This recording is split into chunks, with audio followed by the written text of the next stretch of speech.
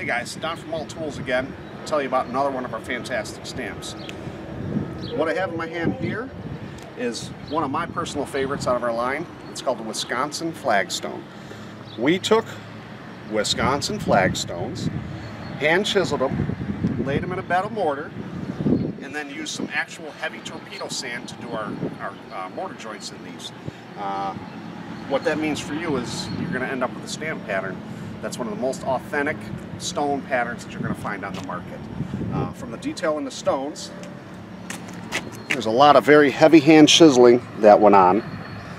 All that goes into your concrete. And these grout lines are extremely authentic when they're completed. Now, two different stamp varieties in this pattern, but it's fully rotational, so you do get a lot of mix-up when you use that. Very simple pattern to use. These are a little weighty. They're 42 inches. They're a good 22-pound stamp. They do have 4 handles, and 2 of the handles in the same position each time have these orange stripes on it.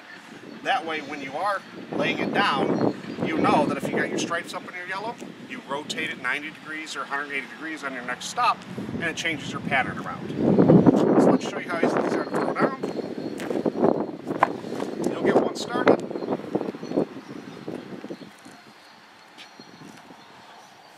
Pick up the blue one.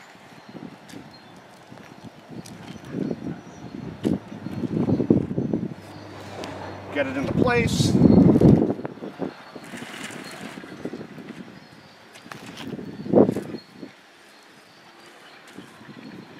Grab yourself a yellow.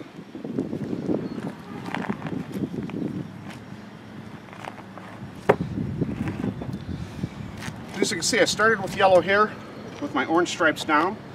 When I got to my yellow here, I just flipped them up. That way when the eye is looking at this, they cannot tell that those are duplicate stamps.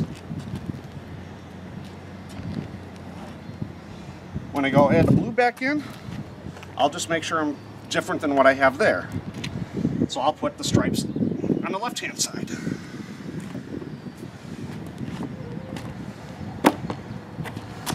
There you have it. Big stamps cover a lot of ground. It's a simple down and back. Just use opposite each time and go on. This is a basic set. We have 2 of each. Most guys will get 3 or 4 of each.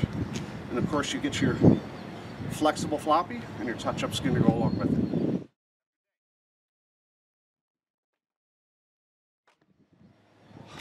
Hey guys, some common accessories when it comes to concrete stamping that you're going to want to have on hand. One, some grout rollers, very handy. They come in different size grout lines. Some are sanded, some are plain.